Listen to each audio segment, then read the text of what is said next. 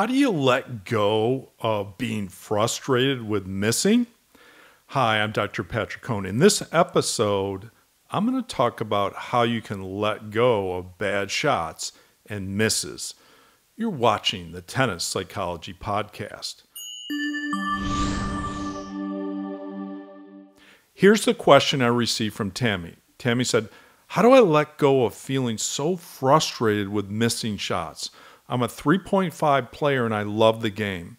When others miss shots or hit unforced errors, I'm super encouraging and positive. But when I do it, I'm so hard on myself, which affects my performance on the court. Tammy, good question. And I receive this a lot through the podcast episodes and also through the questions I receive at peaksports.com. It's always about being more composed on the tennis court and not being so frustrated and upset. Let me begin with some background about this particular question. Often you're frustrated for a reason. You're being blocked from reaching an expectation, or you're being blocked from reaching a goal that you have for yourself out on the tennis court. Often it's frustration based on high expectations and what you expect of yourself. In other words, when you miss a shot, what do you say to yourself? That's unacceptable. I should never miss a routine ball, or I shouldn't miss that many shots in the match. So there's certain mental gymnastics that you're going through. My theory is the miss is just a trigger. It has no emotion. It's just a fact. When you put the emotion into it by your belief system, by your expectations, that's when it becomes frustrating.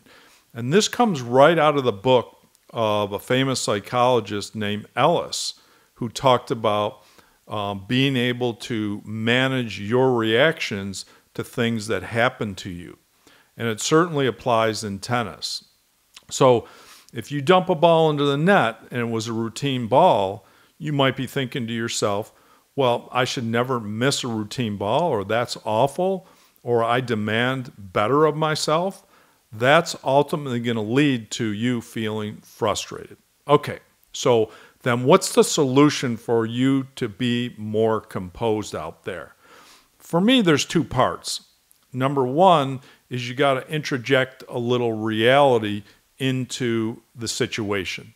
In other words, is it so awful that you missed one shot? No, it's not, but you make it awful. It's just a fact that you dumped one into the net. It doesn't have emotion, as I said earlier, until you put the emotion into it. So the solution for me is to develop a different way of reacting to that miss that's going to help you play on and get unstuck.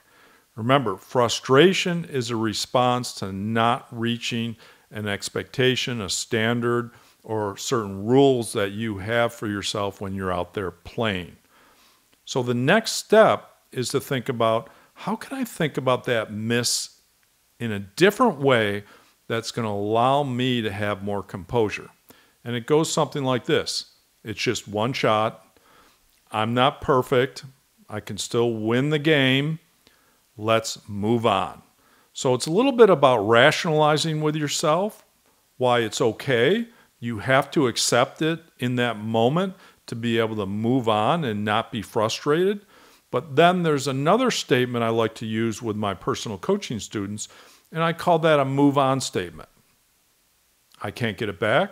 It's in the past. Move on. That's water under the bridge, as we say. Move on to the next point. I can't change what just happened. It's time to move on and focus 100% on the next point. So if you can rationalize with yourself why it's not so awful, if you can have more acceptance and then create some type of a move on statement when you step up to the service line or return a service line, you're going to be way more focused on the next point and you're not carrying those negative emotions with you. Finally, I'll leave you with one other thought. Give yourself 2 or 3 misses per set. For some of you, it may be per game, but hopefully it's per set. Well, why? Because you're already accepting that I'm going to miss shots and it's okay. So having that mental preparation, having that notion of acceptance going into the match can help you move on quicker. Hope that helps. If you want help with your mental game, jump over to sportspsychologytennis.com where you can read articles, watch videos, and also subscribe to our podcast. You can subscribe to the Tennis Psychology Podcast at iTunes or at Spotify as well. In addition, you can contact us about one-on-one mental game coaching. Thanks.